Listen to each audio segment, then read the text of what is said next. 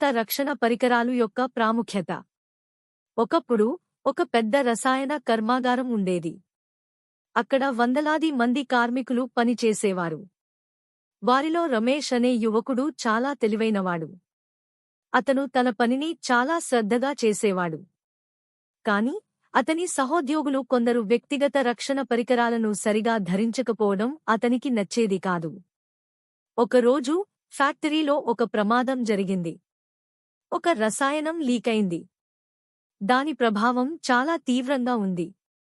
కొంతమంది కార్మికులు వ్యక్తిగత రక్షణ పరికరాలను ధరించకపోవడం వల్ల వారికి తీవ్రమైన గాయాలు అయ్యాయి. రమేష్ చాలా బాధపడ్డాడు. అతను తన సహోద్యోగులకు వ్యక్తిగత రక్షణ పరికరాల ప్రాముఖ్యతను వివరించాడు. అతను వారికి కొన్ని ముఖ్యమైన విషయాలు చెప్పాడు. హెల్మెట్, గ్లౌజులు, మాస్క్, సేఫ్టీ షూస్ తప్పనిసరిగా ధరించాలి. రసాయనాలను జాగ్రత్తగా హ్యాండిల్ చేయాలి. అత్యవసర సమయంలో ఎలా ప్రవర్తించాలో తెలుసుకోవాలి. ప్రతిరోజు పరికరాలను పరిశీలించాలి.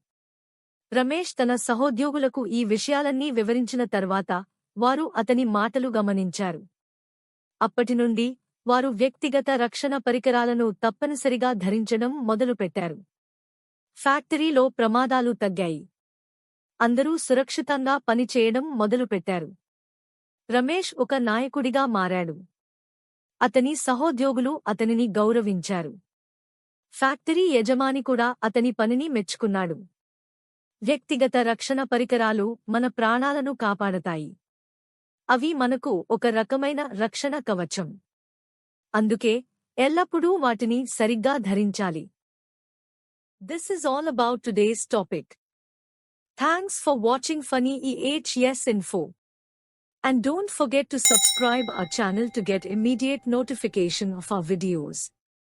Share our videos to your friends and colleagues to create safety awareness. If you have any questions and requirements, please comment in comment box.